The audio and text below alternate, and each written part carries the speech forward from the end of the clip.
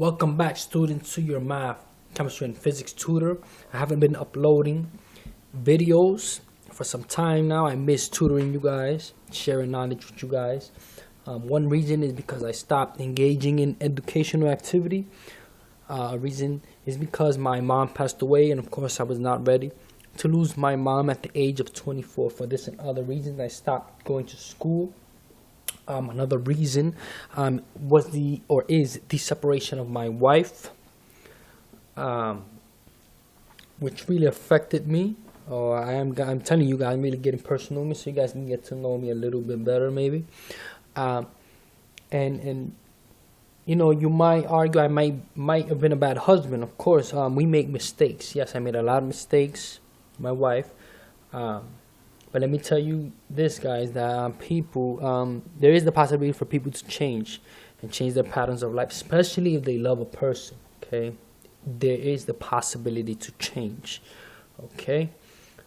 So if your boyfriend or your husband or wife has wronged you, and you felt one time that you loved them, I want you to believe that it is possible for that person that has wronged you to change, especially if that person loves you. Of course, with time and action, you will see, it will be evident. Another thing that contributed to my non-engaging back into educational activity was the statement made by my wife, a negative statement, something you do not expect from a person that loves you, that I will never go back to school, I will never achieve anything educationally. I have no future as far as education goes and civil engineering science go, which is my major. And I believed this lie for some time, you know, and which I had thoughts of going back to school, but I believed this lie. You know, I was depressed. My mom passed away. My family moved out and all this stuff. And then she comes to top it all off. She just tells me all these negative things and this negative thing associated with school. Okay, I congratulate her. She became a bachelor approximately a year ago in her field. Okay, that's good. Okay, but let me tell you guys, she was making a mistake. Telling me this negative statement, and of course, she did not know what she was saying to me. She does not know what type of civil engineering scientist I will become, and what contributions I will make into the field of civil engineering science. Okay, and since I miss tutoring you guys, what I'm going to put forward here is a list of problems which I'm going to film in the future. I first want to apologize for the resolution of the camera is equal to 3 million picture elements. Okay, not that great resolution, and also I am timed with my device, so I have to work really fast and get to the point. Okay, so I'm going to show you the list of problems here that are coming in the future. Of course, I looked back at my YouTube channel and saw my videos before. I remember I used to film Calculus 2 Integration by Parts video. At the time, I was not even in Calculus 1. I was in pre-calculus. I did not have great of a knowledge until I got to Calculus 2. Given that I have taken all the math required in my civil engineering science curriculum, the last one being ordinary differential equations, I am done with all the math. Okay, I'm going to keep sharing knowledge with you guys, and I want you guys not to worry about anything. Okay, I really do have knowledge now, not as when I was in pre-calculus trying to teach Calculus 2. Okay, I am done. Okay, so here is the list of problems. This is the first problem. Is the calculus peaks problem. Is a famous problem. Is denoted a challenge problem in the books toward calculus. Okay, and the problem is this: 3 mathematics students order a 14-inch diameter pizza. How far from the center of the pizza will 2 parallel cuts must be made in order for each student to get the same amount of pizza? Of course, if you look at the cross section, for them to get the same amount of pizza, they will have to have the same amount of area on their pizza. Okay, so I tried to solve this geometrically when my friend showed me to this. She convinced me. She tried to convince me it was a calculus problem. I tried to take, given I know the diameter, okay, I can half that, get the radius, which is 7 inches, calculate the area, and just take the area divided by 3. But this does not give me any information of how far I have to go from the center to some unknown line C to obtain 1/3 the total area, because of course they 2 divided by 3, the total area divided by 3 is 1/3, 1/3, 1/3 in each portion. So this is an integral calculus problem. Recall from high school algebra, you can model the perimeter of a circle from the equation x squared plus y squared equals r squared, or the radius of the circle. Okay, we can observe this is symmetric about the x-axis, the y-axis, also the origin. In this case, the orange line here representing my y-axis. This right here is my x-axis. Okay, we can work with upper or lower portion. It does not matter. Okay, I will work with the upper portion. Okay, now once we model the curve and solve for the function explicitly, y in terms of x, we can recall, all right, each portion needs to have 1/3 the total area. We can divide this by 2. Okay, so we have here in this portion between this orange line and C, this parallel cut, 1/12 the total area. We can integrate the curve here from x equals 0 to x equals C, okay, and set that equal to 1/12 the area, or we can integrate from x equals C to x equals R, or the radius of the circle, and set that equal to 1/6 the total area. I did it from 0 to C, where 0 is your lower limit, C is your upper unknown limit. You set that equal to 1/12 the area. Okay, you solve that indefinite integral associated with this problem, and you're going to get another equation which is not, in my opinion, not easy to solve with common methods. Okay, it's not a linear equation, it's not a quadratic. You might be able to expand it and approximate the value of a function by Maclaurin or Taylor series. I did not do it that way. I recall we can approximate values of function as well using linear approximation. Recalling, for example, we have a tangent line here. Tangent is perpendicular to the radius of a circle at all times. A tangent also touches the graph at exactly 1 point at each instant in time. So if we take up tangent line and observe it, when it moves around the circle, it emulates the function, or it looks just like the function. In other words, it is tracing out the path of the function. All right, so we can approximate the value of the function by following the path that this tangent line takes using linear approximation. Okay, with that method is we solve the secondary part of the problem after we solve the indefinite integral associated with the problem, which the second part, in my opinion, I again say is even more harder to set up.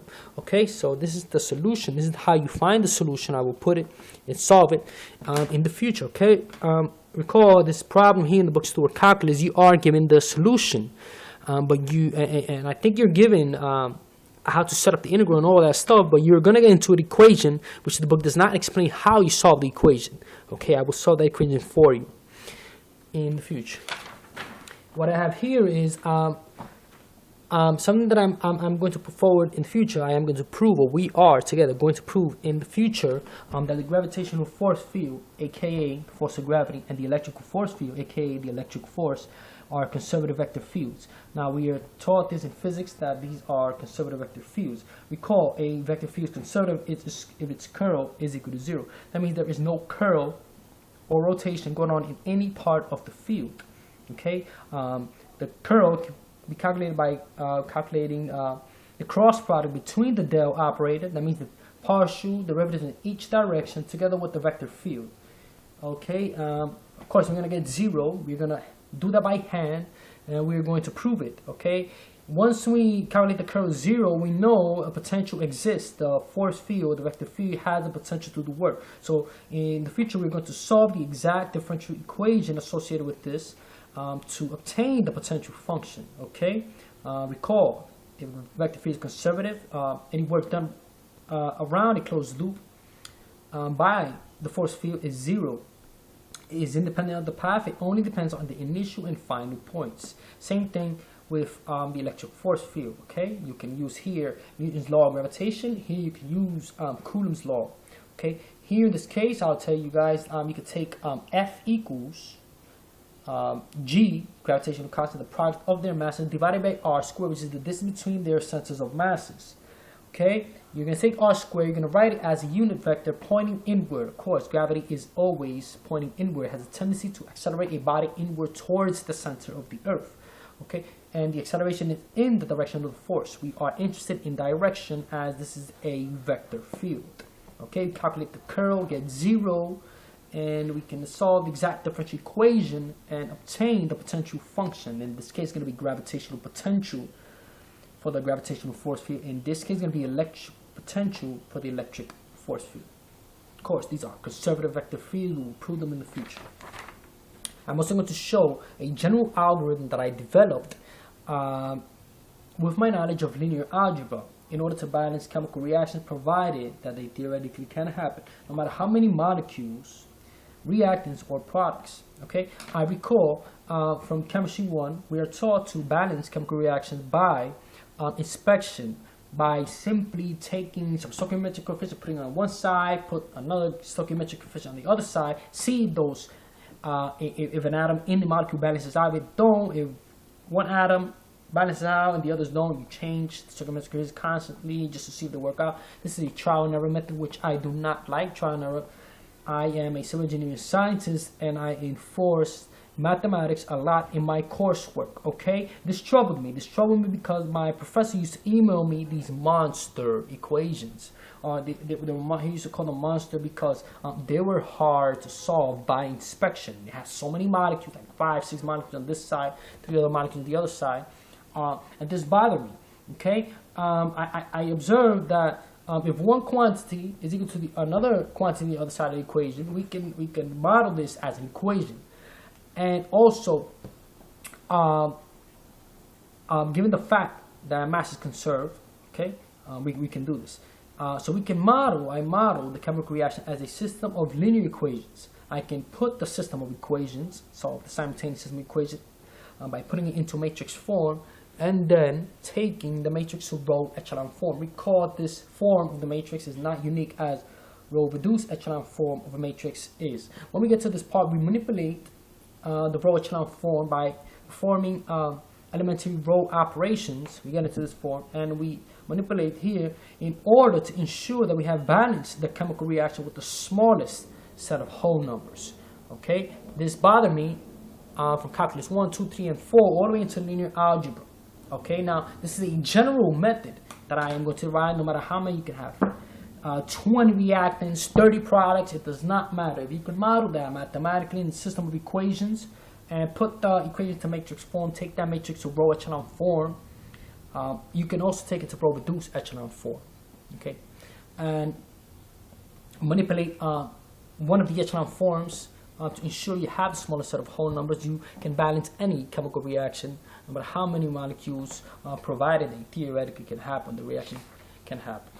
Okay, I am going to put a video involving engineering mechanics, okay, the part dealing with statics. We are going to learn how to calculate the centroid of an area by direct integration.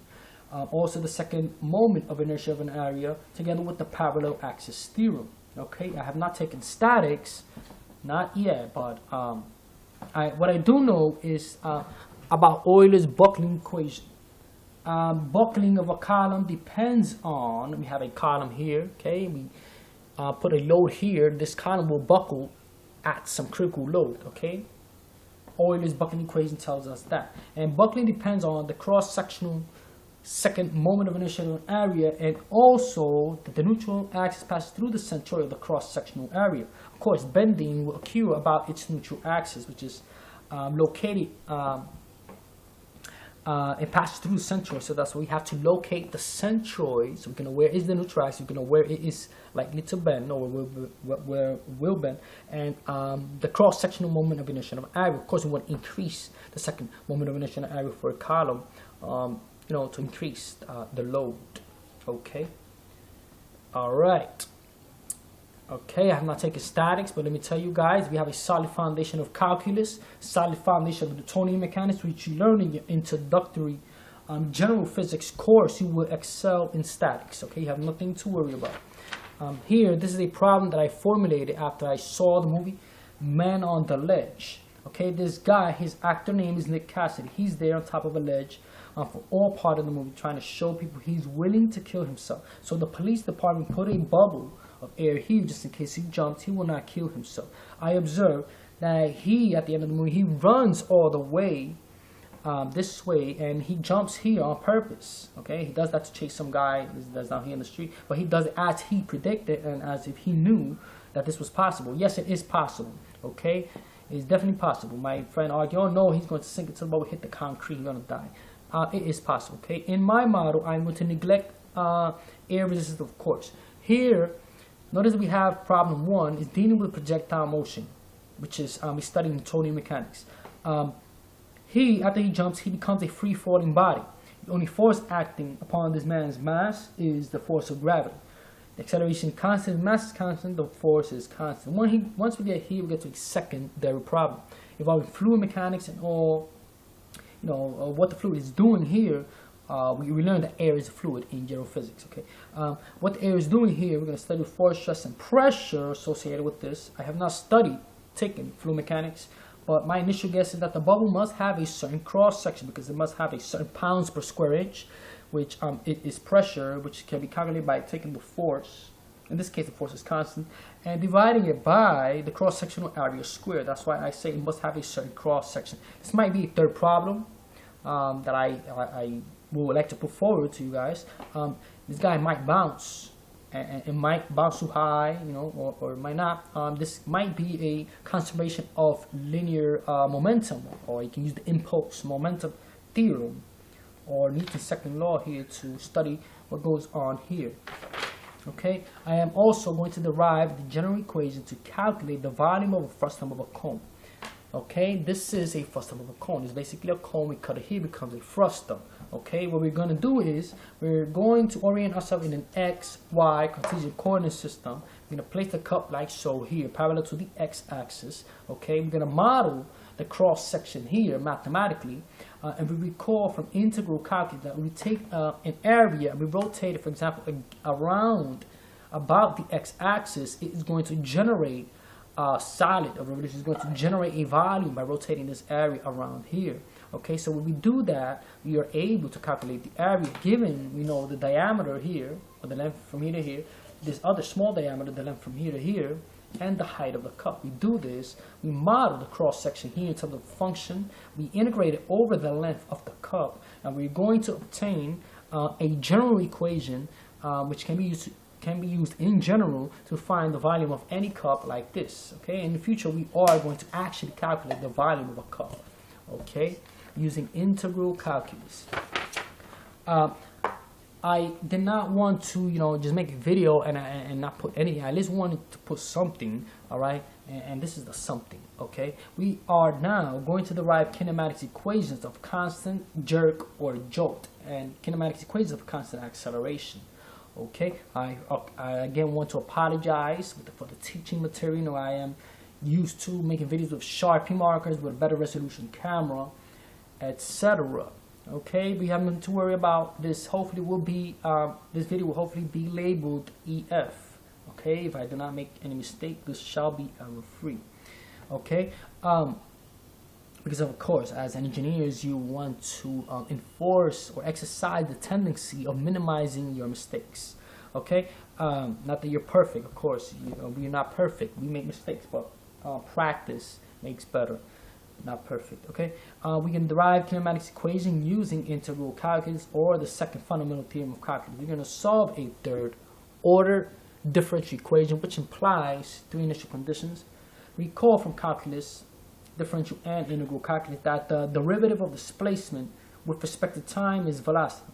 Derivative of velocity with respect to time is acceleration. Derivative of acceleration with respect to time is jolt or jerk.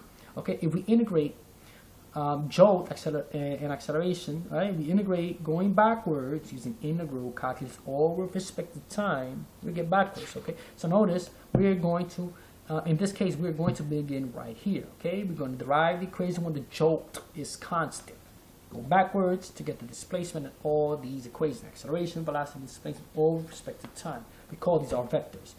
We differentiate vectors to get vectors. We integrate vectors, we get value vectors. We call from vector calculus, or from vector calculus.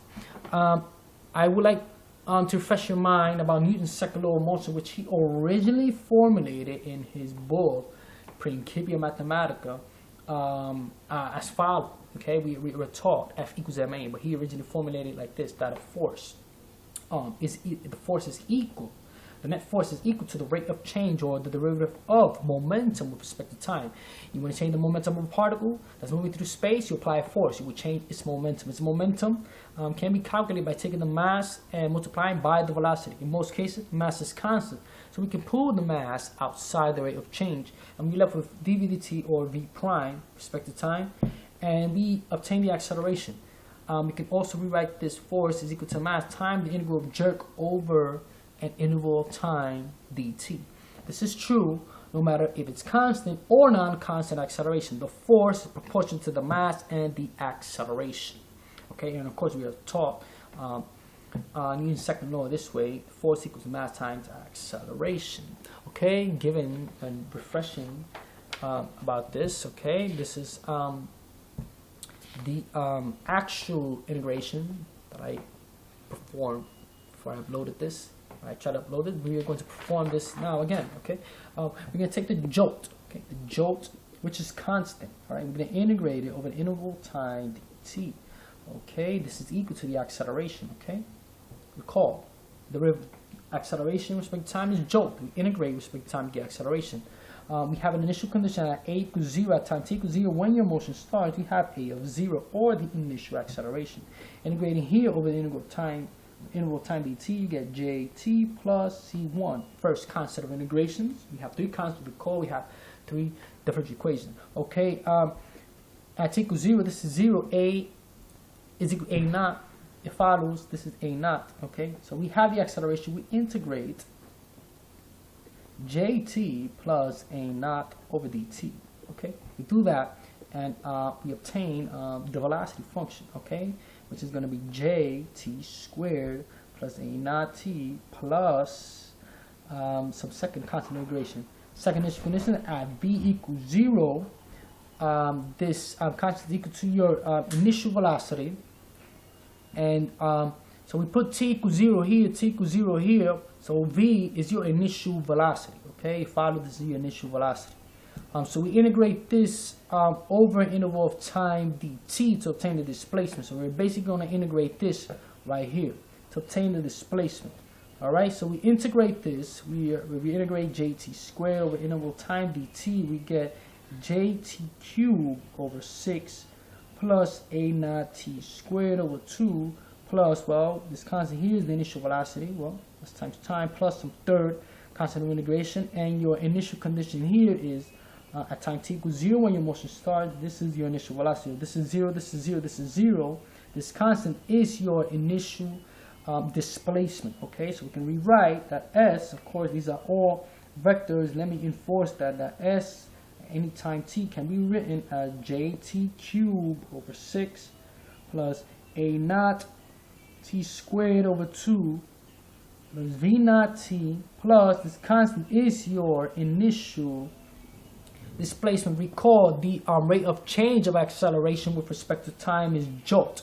Okay, this equation holds true only when we have constant jolt, okay, and a changing acceleration. But if your acceleration is constant, as in kinematics, the derivative acceleration is going to be 0. If the acceleration is constant, that means this turns right here goes to 0.